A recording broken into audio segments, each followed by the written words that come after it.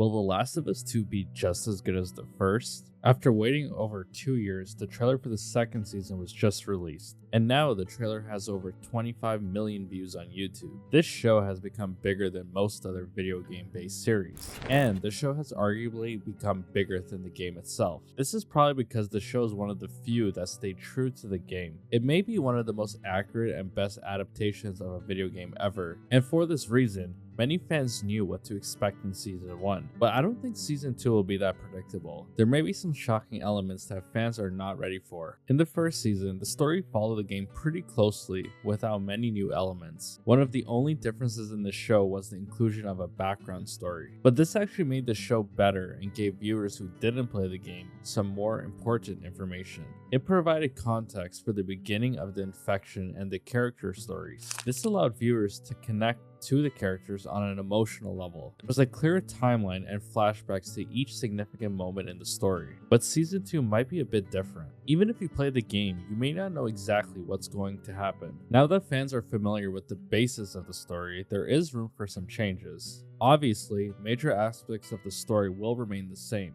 but the writers have already announced that unlike Season 1, there will be differences in the story. For instance, the writers told Entertainment Weekly that this new season will be its own thing, and that it won't be exactly like the game. Season 1 adapted the original game fully, but the showrunners have already confirmed that Season 2 will not cover the entire Part 2 of the game, but this season may also be difficult to adapt. Part 2 of the game has a complicated story structure which may be difficult to follow, so it may not be possible for Season 2 to be the same as the game. In the game, Part 2 divides the story into 3 days in Seattle, Washington. So players got the chance to play the first 3 games from Ellie's perspective. Then they got to replay from Abby's perspective. This was followed by a final chapter to wrap things up.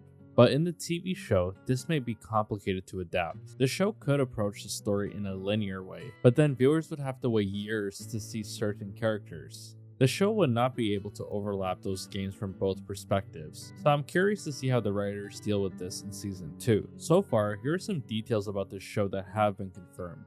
It's set to be released on April 13th, 2025, and it includes 7 episodes. This is shorter than Season 1, which had 9 episodes, but the writers did mention that some episodes will be much longer than others. There will also likely be a time jump in the story, maybe even a 5-year jump, but we'll probably get a few flashbacks to fill us in on what happened during that time. Abby will be revealed into the season earlier than expected. In a press conference, Neil Druckmann says the early reveals happens for 2 reasons.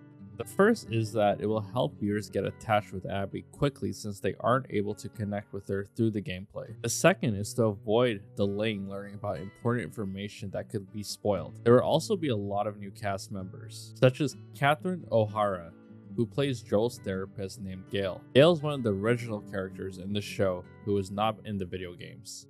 And one aspect that I'm really excited for is a lot more infected. The showrunners have already confirmed that viewers will be seeing a lot more infected in Season 2. This includes a further exploration of Cordyceps Hivemind and how they join together to create a major threat. According to the writers, we're going to see a different evolution of the infection. The writers have also said that these infected are much smarter than the ones before. They also mentioned that they coordinate and hide and do things that we've never seen any other infected do this show. With this, the creators aim to heighten the tension and the horror elements of the show.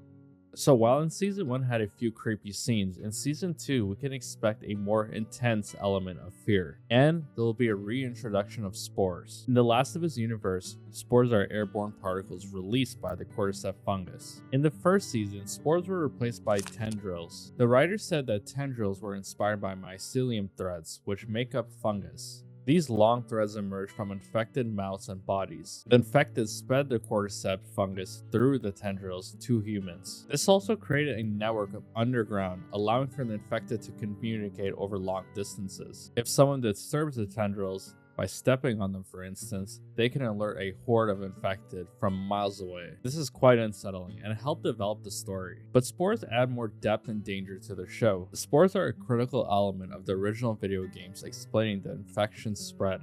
This creative decision to reintroduce them aims to enrich the series' narrative. This also allows the show to explore Ellie's immunity in a greater depth. And well, if you play the game, you know there's one part of the story which may unfortunately remain the same.